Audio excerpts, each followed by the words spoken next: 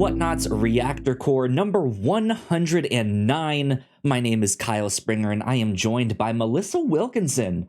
Melissa, how are you? Hello. I'm doing fine. How was your Monday? We don't normally record on Mondays. We don't. You're normally busy.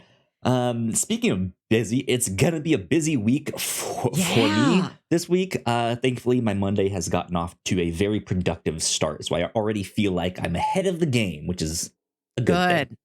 So, good stuff. But we are here to talk about Shazam, Fury of the Gods. Do a little bit of a spoiler cast review discussion kind of thing on that. Now, typically we've done bigger, longer spoiler casts. I think we're trying to maybe condense them, make them a little more choppier. We did like a 40-minute one for Glass Onion. I think this might be 30 minutes, 40 minutes. Who knows? We'll see. But won't be as long as we normally do. Melissa, Shazam, Fury of the Gods. What was your headspace going into this one? I was pretty fond of the first Shazam. It's a movie I've gone back and rewatched. I watched it for Christmas. It is a holiday film. There you go. I really enjoyed that film's mix of heart, humor, and not really pulling any punches when it came to like the darker, scarier aspects. That was something I really admired about that film. Is like the car crash at the beginning, Dr. Savannah taking those monsters and attacking the boardroom. Like those are scenes that are like a couple degrees scarier than you'd think they would be. Like not inappropriately scary, but like kind of getting close to that line, like really using as much of a PG-13 as they can. Yeah. I really dug that. And I was looking forward to this movie. And I wanted to make sure we talked about it. Even if we're here 30 minutes or less, I want it on the record. Fury of the Gods is very fun. I had such a good time in the theater while I was watching this. Perfect way to unwind after a stressful day at work. There's all the cute kids. They turn into the fun adults. The whole family's there. There's so many characters in it that are fun to see. Big spectacle, a lot of laughs, very sweet. And again, doesn't pull the punches with the scarier stuff. There you go. Yeah. I really enjoyed the first one as well. In fact, Yo and I both talked about it in a big, long spoiler cast back on episode 7 of the Reactor Core, 102 episodes ago. So yeah, if you guys want to go back and hear our thoughts on that in full, at like right after we saw it, you guys can go check that out. But yeah, I enjoyed this one. It was entertaining. I had a good time, but I did not like it nearly as much as I enjoyed the first one. We don't really do a rating scale on the show, but I feel like saying it's a solid 7 is appropriate. Yeah. Like it's not terrible, but it's not great, if that makes sense. But you can certainly have a good time. And I think especially as like a family movie, this is a good one to go watch with the family. So I think so. And they're good to go see as that good to see as one about this. Sorry. No, I'm just trying to make a joke that I saw it entirely alone. If you're one solo 32-year-old woman who like brought your own candy, you'll also like it. There you go. Exactly. Yeah, like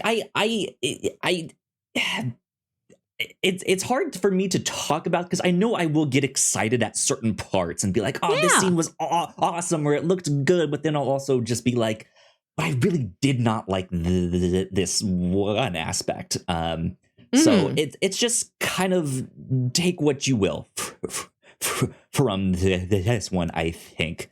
But let's do a little bit of a plot synopsis. One thing I think right off the bat that I liked about the plot of this one, I don't think you really need to know all that much from the first movie to really understand this. I mean, it certainly helps if you do, but I feel like you can go into this and it's enough of a just kind of generic superhero action adventure movie that you'll be fine.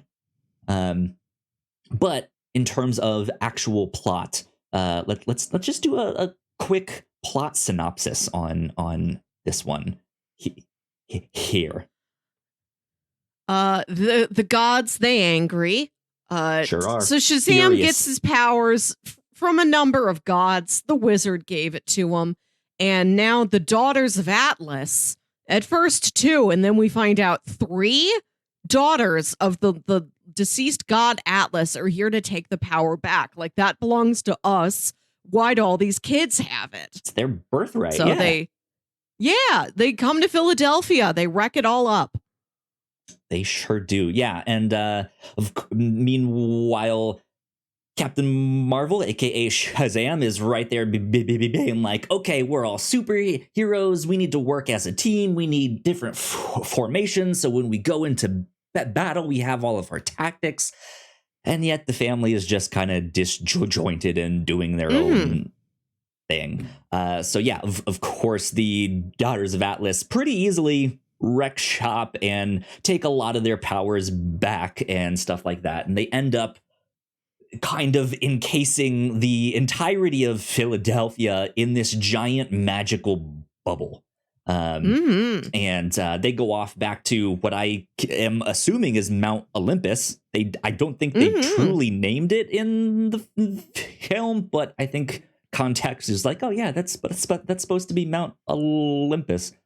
But yeah, they go off to Mount Olympus to kind of figure out what to do next with their newfound powers. And of course, hijinks ensue. The Shazam family is all trying to figure out how to deal with the situation, both on the inside and outside of that bubble. Yeah. Because some of them are separated. And yeah, they end up meeting up again with that magical wizard that gave Billy Batson his powers.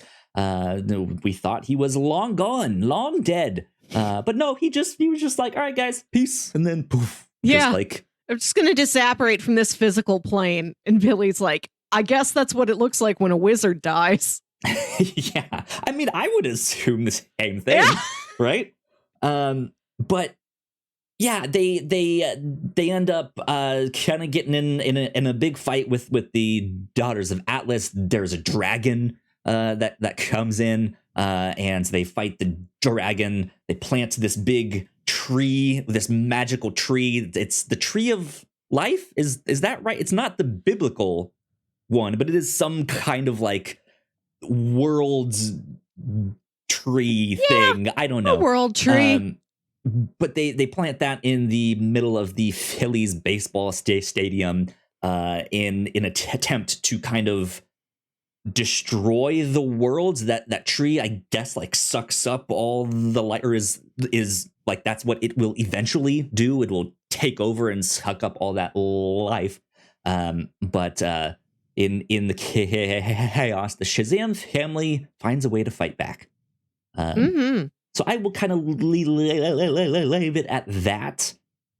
I know we will discuss some more spoilers here in a sec, but in case you don't want to hear all of the spoilers or exactly how it ends, I will stop right there for now, at least. So, Melissa, you seem to have enjoyed this more than I did. So what about this stood out to you as something you really enjoyed? I do recognize that the plot's a little messy, and there are like cornball eye roll moments in this. The end doesn't totally work. The end is like truly a deus ex machina. But like the specific deus who shows up in the machina, never thought I would see that person again. So I was delighted. That was not spoiled for me. That was fresh. Which like there's still the issue of that info is actually out there. There's a TV spot that has that info out there now. I just read that because someone was like, "Oh man, I got spoiled. This character shows up." Yeah, I guess if they were putting it it in TV spots and it's been out. We're outside of the long weekend. Wonder Woman shows up at the end. Your old friend Wonder Woman, who again, I never thought we were going to see Gal Gadot Wonder Woman again. I never thought I was going to hear that music again. And to hear that in a theater, I was so pumped up. I will take how weird that ending is for the moment of seeing her again when I never thought I would. Like maybe like years down the line when there's like a multiverse or an Elseworlds or something, I'd get that again. Yeah. So nice one little goodbye taste of Wonder Woman. I sincerely appreciated it. The ending of that did feel like we can't actually end the story with Billy dying at the end. So what if it's just and they lived happily ever after fairy tale ending, right? We're just by the like you said, Deus Ex Machina, the hand of God, just being like, actually, let's bring him back to life, and they can all, be happy. Go ahead. I want to say it's fine in principle, but it opens a lot of questions. Like, I understand that as a god, you're going to go bury Billy at Mount Olympus, but it seems like you went straight there. You're like, let's pack up Billy, throw him over your shoulder. We're going to go bury him right now. No, we don't need to file any paperwork about our missing foster son. Surely we don't need to get him a death certificate here on Earth. We're never going to need to report this. A lot of questions would be asked, that's for sure. I think something that stood out to me that I really enjoyed, every now and then some of the CGI did not work, but when it worked. That initial scene when you see the dragon and it showing up, I loved that. I was like, oh, that looks cool. I like some of the comedy in this, the idea that they are out there trying to do all of these superheroics, and the news just always gets it's like the Spider-Man is a menace thing. Like, that's what the news is kind of painting them as, like armored truck explosion caused by Shazam family, except they have their own they call them the Philly fiascos. Yeah, because they're just kind of chaotic, and they're not wrong in that aspect, since they aren't truly working together as a team. But that's where I think the film kind of falls apart, is they set this up to be a story about the Shazam family learning to work together. And that's not really what the story is. Like, on one hand, the name of this is Shazam, singular, right? Not Shazam family. So it should be about Billy Batson and Zachary Levi's character. That's also what they yell. It can't be pluralized. There's no such thing as Shazams. Who's that extra S god? This is what's so confusing about this character, is that, like, even so, you and I recently read some Shazam comics on another one of our podcasts, the Whatnauts review show, which you guys can go get on our YouTube channel here. And, like, even in that comic, they're kind of dealing with the legal issues that DC Comics has around that character's actual name, which is Captain Marvel. But Marvel also has a Captain Marvel. In fact, I was talking to my parents about that today, and that was over the weekend, and I mentioned Captain Marvel, and they were like, "Oh yeah, we saw that movie," and I was like, "The one that was out this weekend?" And they were like, "It came out years ago," and I was like, "I think you're thinking of Captain Marvel from Marvel." They're like, "Oh yeah, that's the one." There's so much confusion. This is too complicated. Yes, I can hang on to this. This is above the level of most parents. Yes, it is admittedly confusing, and even this movie deals with that a little bit. He's like, I'm trying to think of a name. What is my name? And there is one guy who's like, Captain Marvel. And it's supposed to be a joke, like, oh, you idiot. Like, there's already a Captain Marvel. He can't be Captain Marvel. But also he's in this, like, red shirt with white cuffs that look a lot like the original Shazam, like Captain Marvel costume, which is really neat. But it's this idea of like, he doesn't have a name. The family doesn't really have a name or individual names. And so the media just kind of calls them, like you said, the Philly fiascos. It is that, but it like, that's the thing. I can't tell if this is supposed to be a team movie or it's supposed to be about Billy Batson, Zachary Levi's character, I guess not Zachary Levi's character. You guys get what I'm talking about. Asher Angel, I think, is the younger Billy. He plays the younger one. But that's like, I feel like they could have called this like Shazam Family and the Fury of the Gods, or some like Shazam Fam and something, because it rhymes. It's kind of a kid/family movie. Like, like lean into some of that more cheesy stuff that I think I don't know. It's a mess. It kind of is. I am fully aware, but it just doesn't bother me because I find these movies so charming, and even if all the parts don't work together, like I think Asher Angel and Zachary Levi's performances are both strong, but they've never totally linked up the way like the other kids and their superhero alter egos, those separate actors link up to each other, feel really in tune with each other. But I like them both separately, and like that's enough for me. There's enough moments that really make me smile. There's so much attention to detail in this movie. It's all the little things. I don't care about the big plot maneuvers. It's tiny details that really win me over here. Like the joke I came here to talk about. Like the one thing where I'm like, I need to recognize this. This needs to be applauded. This joke is great. When the kids are exploring the Rock of Eternity, the magic wizard realm. They've made a whole like cool clubhouse there. They have a neon sign. Their sign in the back. Yeah. I love it. Not even a name. It just literally says lair. It's just the noun of what it is. And Eugene. Secret. Right. They don't have the letters to spell out secret. It's just lair. It's so blunt. I love it. But Eugene is mapping out all of these doors, these magic floating doors that lead to all of these other realms and universes, dimensions, etc. And he's labeled each of them with what's in there, and he's rated them on a video game scale. So the ones that are safe to go into say E for everyone. The ones that are kind of risky, T for teen. The dangerous ones, M for mature. There's a universe that has no oxygen, and that's the only one that gets an AO, adults only. I think that's so clever. That's so true to that character. You look at it and you immediately read it. That's genius. There's so many little bits of really sincerely great work in this movie, and I don't care about what the plot does. Just give me this.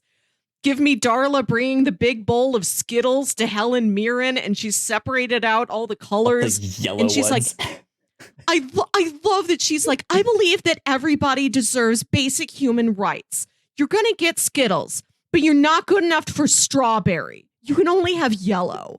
Like the fact that she says yellow and not lemon, incredible. Yeah, I liked a lot of the smaller details in this too. I was trying to find little Easter eggs in their secret lair. I did see that they had a stuffed tiger, a little like stuffed plushie back there. There is the cat that they name Tawny. Right, in honor of Taki Tawny.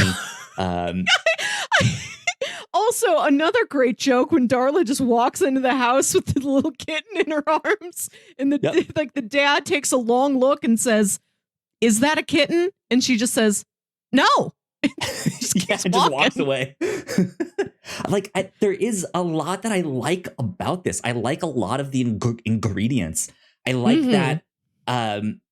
Even if some of the humor doesn't work on me, there are still things I can find that are funny. Or if there are certain characters that I find maybe a little more annoying and I don't like, there are some that I'm like, I actually kind of like the character here. Like I wish I wish each character was given more screen time to really explore who Yeah. they were. Because they even just have nice, touching moments. I think it's Eugene. He's the one that's gay, right? That's Pedro? Pedro? Yes, you're right. Yeah, that moment when they all like bust in their parents' bedroom. It could be really awkward, but it's all of the Shazam fam and Pedro, who has lost his powers, and they're all like, I did kind of like that. We need to like say the big secret like all at once, and they're all like, we're superheroes, and he's just like, I'm gay. And they're all like, yeah, dude, we know. He's just like, it's okay, thanks, man. It's great. We get you. Yeah, I thought that was sweet. I love the part at the beginning of the. It is. Yeah. I love at the beginning of the movie when the mom's she's apparently a big baseball fan. She's trying to get one of the kids into baseball with her. Pedro. She and Pedro. Yeah. Yes. Well, I mean, it doesn't know. I don't know if she's like Pedro specifically, or if she's like, can I get any kid into this? Who's going to sit on the couch with me? Or if she saw something in Pedro, like, I think you're going to like baseball. But they're both sitting on the couch together. She's like laughing and cheering at the game. And she's like, see, isn't baseball fun? And he's like, yeah, it is fun. And he's just looking at a sports magazine with a shirtless guy in it. Like, You get it, Pedro. You enjoy yourself. Exactly.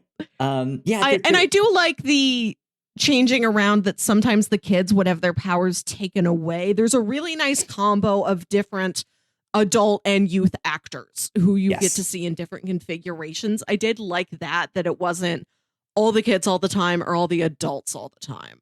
Yeah. Something else that I thought was a good thing is just how fast paced it is. And I'm typically one for like, I think this film needs to take a moment and slow down and appreciate these character moments and stuff like that.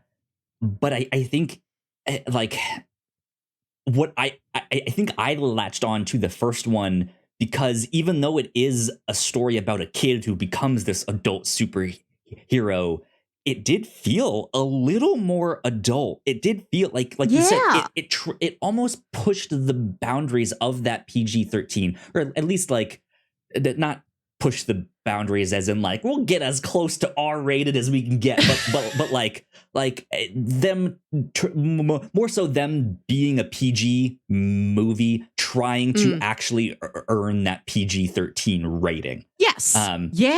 Whereas like this one, I think they tried to go with the like, let's go with a little bit of a younger audience here. So that means it needs to be snappy, right? We need to just keep things moving. We can't linger on stuff. And I think that it moved things along. If you didn't like certain scenes, that's fine. It was on to something else. Yeah. Quickly. So yeah. Yeah, I think the pacing is good. That's not one of the flaws of the movie for me. Movies will get rated on mild peril. You've seen that phrase in the green approved for all audiences text box. Rated PG-13 or PG for mild peril. And I like that this movie is like cut out the mild. This is full on like capital P peril. Like the beginning of the movie when Helen Mirren and Lucy Liu go to that museum and Lucy Liu does the chaos whisper and then all the people start like attacking each other and destroying things. Pretty intense, like that's yes, that's intense. Some of the monsters are scary, like the big dragon. Like, I mean, it's not things that are truly scary, but like I just watched the New Rockstars Easter egg breakdown on this. The director is a former horror director. He snuck an Annabelle doll in here as a nod to his past work.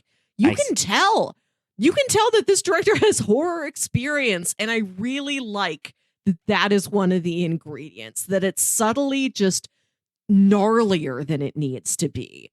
Yeah.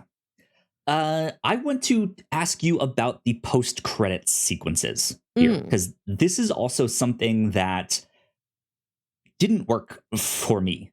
I liked The first one, just as a scene by itself, we see the I don't remember their names, but the two people who were in the Suicide Squad. Economos and Harcourt? Yes. Yeah, Harcourt, that's their names. They're also in Peacemaker. They do have an appearance in Black Adam, if you guys saw that as well. Like I like seeing them in there. The scene that they had there with Shazam, I thought was fantastic. But I think just in the like DC films as a whole, like knowing that the like older like Snyderverse kind of, even though Shazam wasn't truly like a Snyderverse, but like still in the like old guard of these DC films, I just didn't see the need for either of these end credits scenes, because the one with the one I was just mentioning mentions the Justice Society. It introduces this brand new concept of like, hey, we're here to talk to you about the Justice Society. There's an open spot. It's almost a spoof on like, I'm here to talk to you about the Avengers project. But why even introduce that concept if you're not going to go anywhere with that, unless it's going to be in Peacemaker season 2? But is the audience for this really going to go see Peacemaker season 2?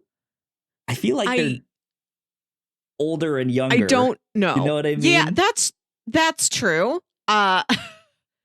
I don't know. Maybe that is for the parents, for the older siblings. For me, the solo 32-year-old woman. Yes, yeah. Who is going to see the like kids family adventure fun film and also likes Peacemaker. Yeah. I don't know. I don't know where it's going. Like you said, it works enough that even if it doesn't ultimately go anywhere, I like that it's still in there. You know, they didn't have to be cut out necessarily. And if it never gets picked up, it never gets picked up. I think we all recognize that that's a period that the DC universe is going through. Like, not everything is going to have a connection point, and not everything that they start, maybe they can't see yet, oh, we're never going to be able to finish that.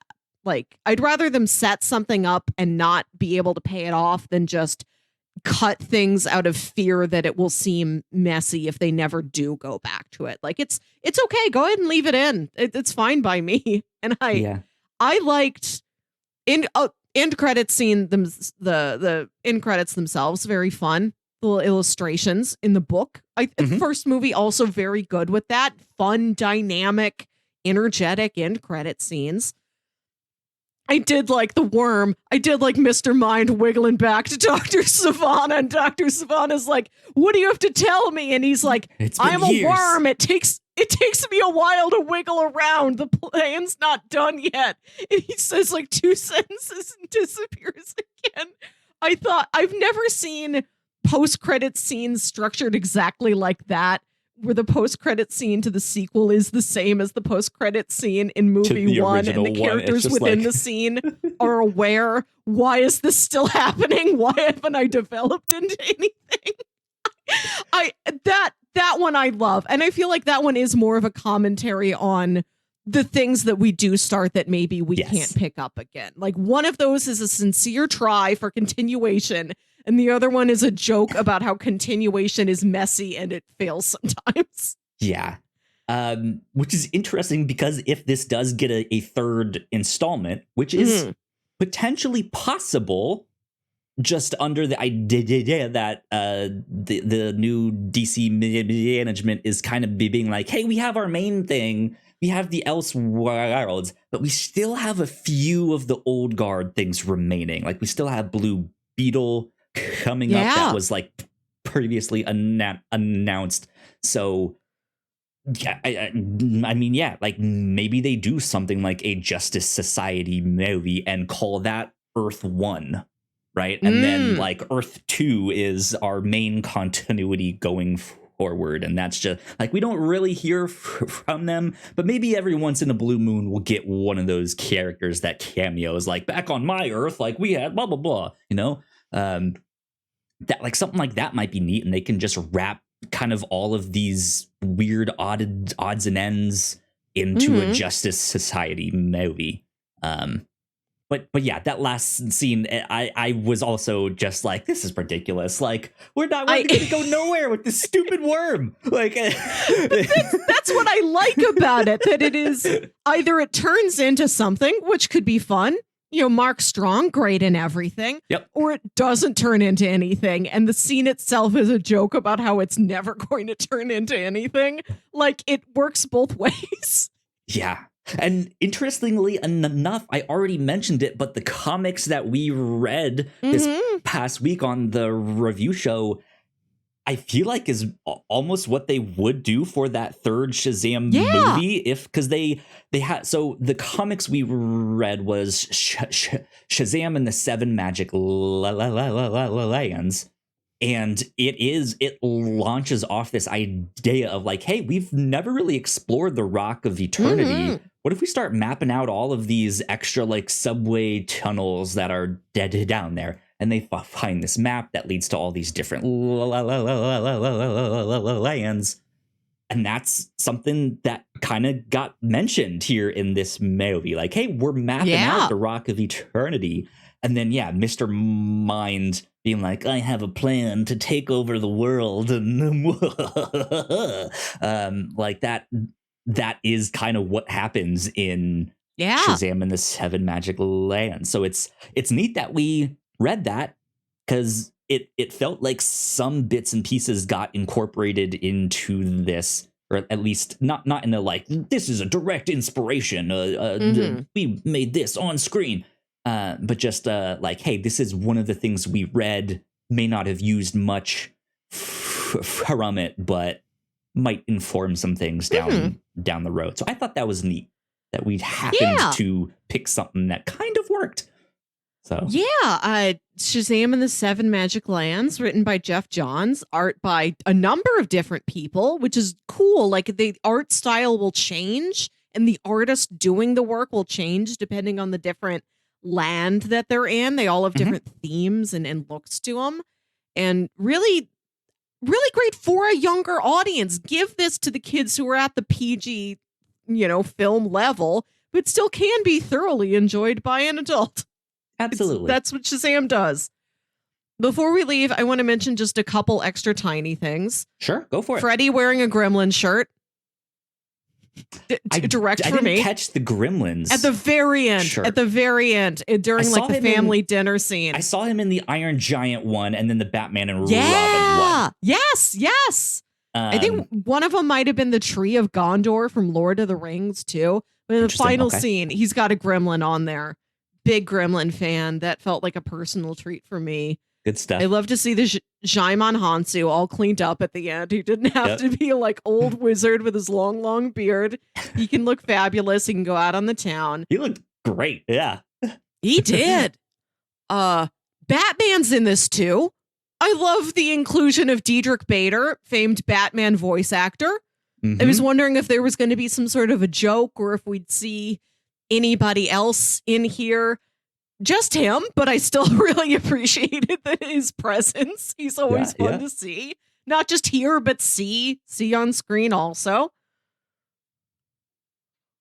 I thought I had something else, but that's to mind. One person in my theater had an absolute riot during the scene where Helen Mirren has to read the letter out loud that the kids like dictated to the magic pen. Yeah. That that was a comedy bit that I liked, that I enjoyed. Yes. It was genuinely funny. So that one person was that was the biggest moment in my theater. I really enjoyed it, but what I enjoyed more was feeling the enjoyment of the people around me. Yeah. I love that when you get a joke that just like really plays to the whole house. Good stuff. But yeah, it's an entertaining film. I think you can have fun with it. Yeah. It's also really not much to write home about. But that's okay. But it's also like, can you skip it? Yes. Should you skip it? I don't think so.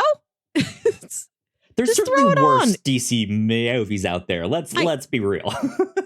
I mean, if you're the sort of person who will take the more action-packed, more sincerely like capital A action, like a Black Adam or something, if that plays easier I for have to you, be honest, and I like liked this more than Black Adam. I haven't seen Black Adam. I was shocked to learn that like John Economos and Amelia Harcourt show up in it. I hadn't heard of that. I'm gonna get there. I just, for completion's sake, at some point I will see Black Adam. I have nothing against the man. I'm sorry to hear of his troubles. I just only got time for so many movies. Yeah. I was kind of expecting some kind of Black Adam cameo or mention in this, me and too. unfortunately there was not. But he is a major part in that comic. Absolutely. Well, there you go. I think that is our reaction, spoiler cast, review, roundup, discussion thing for Shazam! Fury of the Gods. Melissa, where can the people find you on the internet? You can find me on Twitter and Instagram at Wilkywit. That's WILKYWIT. And for more family fun goodness, listen to my other podcast, Saturday Morning Obscurities, a show where me and my brother Jams talk about weird old kid shows you feel like only you remember. It is two siblings making cartoon jokes at each other. So more of this same energy. Good stuff. If you guys want to find me, I am at Kyle Springer. And if you guys would like to stay up to date with all of the stuff that we do here at the Whatnauts, we are at the Whatnauts on Twitter. So please go like, share, and subscribe. That would help us out a ton. If you're watching this on YouTube, I will put that Shazam and the Seven Magic Lands episode right over there for you guys to check out. But yeah, this is number 109 of the Whatnauts Reactor Core. We will see you all next time. Bye. Bye.